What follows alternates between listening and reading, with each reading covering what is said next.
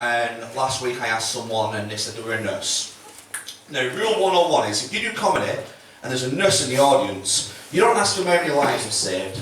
You don't ask them what time they were working till. You ask them what's the funniest thing they found up someone's arse. You don't spell it out there, do you? Do we have any medical people in tonight? So if she dies from coughing, we're fucked. Basically. So I asked her this question, and she said, a toothbrush. Now, my next question was probably irrelevant, and I went, which way round was it? She answered this, though, and she said, it was the wrong way round, implying there's a right way round. This is where you come into play. Who thinks the right way round is bristles? Good, you're all the other side perverts instead, that's what I like to see. She did say it was the Bristol's end, apparently. I haven't got a clue. But no, as Kenny said, I am from Bolton, just down the road. You must know. Are you all local? Yeah. Yes. So you'll know that Bolton's been voted the third most undesirable place to live. Yeah. Yes. That's probably why I got mugged last week. Oh, that's what I was waiting for. Thank you very much for that one. Did get mugged last week. There's a bunch of them, and the thing that I got told by my mates was, if you're going to get mugged, best thing to do is to knock one out. In hindsight, masturbation may not have been the best way to go, but it certainly scared them off. I had to report it to the police, not my masturbation, I had to report to the police station that I've been mugged. And while I'm there, describing the main assailant, I went, oh yeah, he didn't have glasses, no. Strange noise coming as I was saying it. And he says, did he have any, what colour hair did he have? Was it brown? I went, no, he was bald like myself. Did he have a moustache? No, he didn't. He was doing it on fucking Guess Who. He was doing it, you don't have identities there. He was doing it that way. That's how much the budget has hit Bolton's police, ladies and gentlemen. Oh God, it was dreadful that. So are you all here? I know you gentlemen are here together. That's what the gaydar thing said. Any couples here tonight? I know you are. Don't even fucking lie to me. I know you are. Did anyone do anything good for Valentine's Day? No. Unromantic bastards, a lot here. Well, I have got a girlfriend. We did something romantic this year. We did something romantic last year, and it went wrong because you've got to spice up your marriage and relationships. Like sexy underwear, chocolate body paint, nipple tassels. Dan, you look ridiculous. Take it all off, please. And, so that's what happened last year. This year, she asked me what I wanted. And I said, well, I'd love that policewoman scenario. When she gets dressed up, policewoman and everything, you know what I mean? So she was dressed up and I was loving the outfit. Gorgeous. Handcuffs, gorgeous. The taser and the pepper spray I wasn't so keen on. It just went wrong. I couldn't complain because, this year, it's a leap year.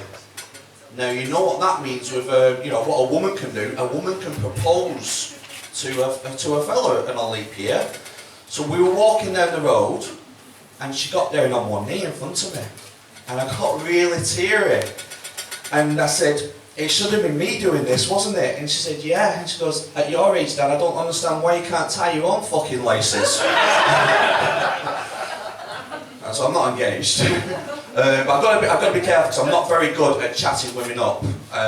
One thing for starters is, my girlfriend that I've got now, I got advised how to chat her up. And I got told, when you see a woman in a bar, tell her she looks like a firework. And when she asks why, you say, because you lit up the room. Now it sounds really corny, but I went with it. And I'm in the bar and I'm drinking. And she came in. I saw her from across the place. A few more drinks, just getting closer. I went, firework, firework, firework, firework. I was drinking a fucking lot. And then as I staggered over, it wasn't walking by now, I went, hey love, hey love, you remind me of a firework. And she went, why? And I went, because I want a banger. Hang on. Hey, it worked. It worked. Classy girl. I mean, I didn't know that she'd been shot over more times than Syria, but anyway, I was really worried about that one, to be honest, in case we had any Syrians in, but I don't think we do. We've been together for quite a while and everything, and we had those lovely nicknames for each other and everything. I mean, when I was growing up as a child, and I was at school, I did actually have, despite how I look, one of the nicknames I had was Dandruff Danny. Wasn't that correct? Isn't that correct? Full confirmation there. My nickname at school was Dandruff Danny. Not as bad as some other people's nicknames at school. One person, you know that day when you're going into school, your parents are walking in with you and they're watching you, mind where you go, see you later. Well, this girl was walking in carrying her bag and her mum shouts up from behind her, "Oi, Kelly, it's got a strap on for a reason. Strap on Kelly for 5 years." Now, they say nicknames do determine your life. I mean, she's gay now, so that probably did, to be honest. Oh, I love that one. So, as I say, I do have children myself. Not even a surprise though whatsoever. No, I do. I've got 4. Ooh, we didn't have a TV, but have you seen the shit that's on it? Anyway, and I prefer sex, so that's why I've got 4 kids. So one thing about children that you should know nowadays is it's a lot easier with kids nowadays because you can say to them, Google it to everything. So my eldest said to me, "What's the deepest ocean in the world?" With Google it. "What's the highest mountain in the world?" With Google it. "What's dogging?" Google. Don't Google it. "Why is it under favourites, Dad?" "No reason, you idiot." I had to take her to a Justin Bieber concert because of that, because you were going to blackmail me. Not really, we went to this concert. I was just like, some cruel bastard at the back. Anyway, it was like, we went to the Justin Bieber concert and I promised not to take a banner, because I absolutely hate him, I can't stand him. I promised not to take a banner saying how much I hated him. There came a moment in it where, every now and then he'd be quiet whilst he was talking to the audience. Do you like Justin Bieber? You wouldn't admit it if you did, really, would you? Anyone of you? Any Bieber fan? Yeah? Oh, I'm going to upset you. Anyway, he's talking to the audience, and every now and then I just hear, "Boo! You shit!" And she's nudging me like, "Shut up, Dad." And then he said, and I'm not going to do his accent because I can't do whiny little twat voice, but then he said, "Kurt Cobain was a great inspiration to me. Blow your fucking head off then." I've never been ejected from Manchester Evening News Arena so fast in my life. Oh God. I've got a younger daughter. You're not happy I called him crap, are you really? I'm sorry. You're not bothered? Oh, that's great. Anyway, I've got more Justin Bieber stuff coming up. I haven't. Oh God, no. I went, took my youngest daughter to the cinema. We was watching some crap film where the title did not tell me what it was about. I mean, I prefer films where you know what they're about from the title, because like Planet of the Apes is about a planet of apes.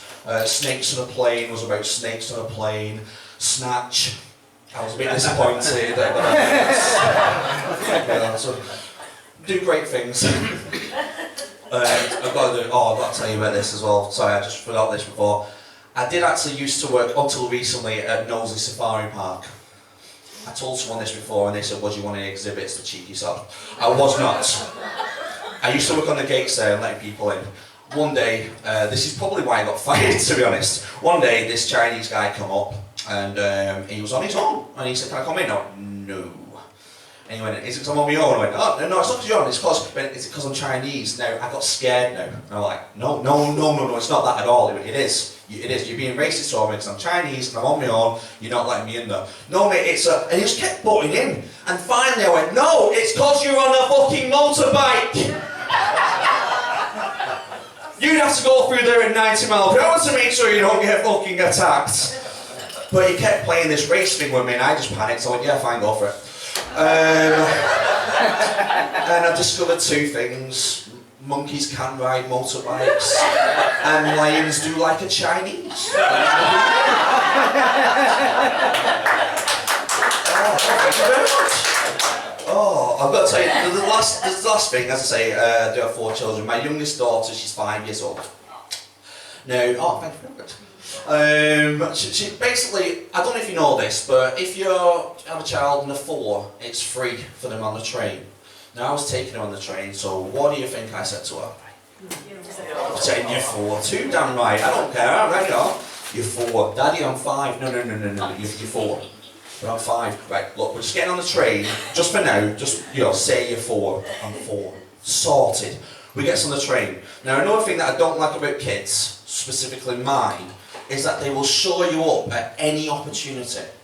My daughter gets on the train, stops, stares, shouts out this exact words, "Fuck me, it's dopey." Now, I wasn't bothered that she swore. The fact that she was pointing at a dwarf and calling him dopey, that was bothering me a little bit more.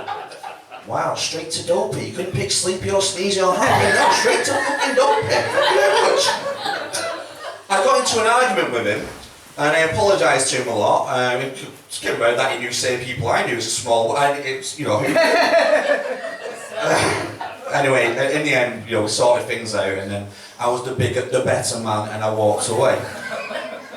We get so we're sitting down, and as we sat there, the ticket conductor is coming closer, looking like Hitler. She got closer, she still looked like Hitler. And I thought, this is the moment, this is where she's going to rumble me now. She comes up to me, "Tickets please." I'm like, "Oh." She goes, "Where's hers?" I'm like, "Oh." Doesn't believe me. Mustn't look honest enough, does not believe me, so asks her, and I'm panicking now, "How old are you, little girl?" "I'm 4. I'm like, "Oh, thank God." "When are you 5? When I get off the train." Little kids. You've been lovely, thank you very much, Dr. Morgan.